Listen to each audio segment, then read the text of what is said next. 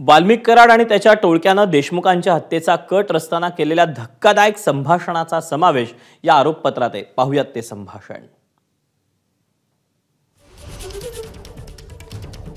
Company चालू ठेवायची असेल तर 2 कोटी द्या। कराडनं आवादाच्या शिवाजी थोपटेंना ही धमकी दिली। नसेल तर बीड जिल्ह्यातल्या आवादाच्या कंपन्या बंद करा।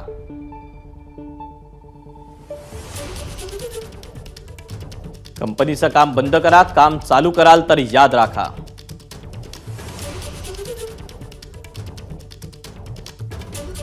तर सुदर्शन घुलेनं आवादात जाऊन काय धमकी दिली तर वाल्मिक अण्णाची डिमांड पूर्ण करा। त्यांची भेट घ्या, तोपर्यंत काम चालू करू नका।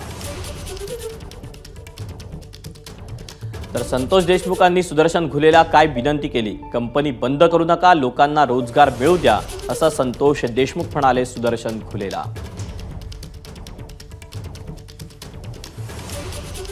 तर सुदर्शन घुलेनं सरपंच तुला बघून घेणार, जिवंत सोडणार नाही अशी धमकी दिली। तर विष्णू चाटेनं संतोष देशमुखांना काय धमकी दिली? खंडणीच्या आड येऊ नको, वाल्मिक अण्णा तुला जिवंत सोडणार नाही। तर वाल्मिक कराडनं सुदर्शन घुलेला काय आदेश दिले? जो तो उठेल आणि आपल्या आड आला तर आपण भिकेला लागू। कोणतीही कंपनी आपल्याला खंडणी देणार नाही। आता जो आडवा येईल त्याला आडवा करावाच लागेल। कामाला लागा, विष्णू चाटेशी बोला, तो तुम्हाला मदत करेल।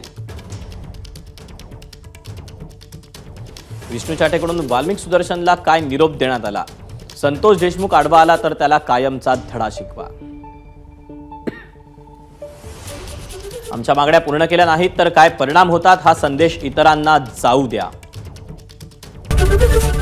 एबीपी माझा, उघडा डोळे बघा नीट।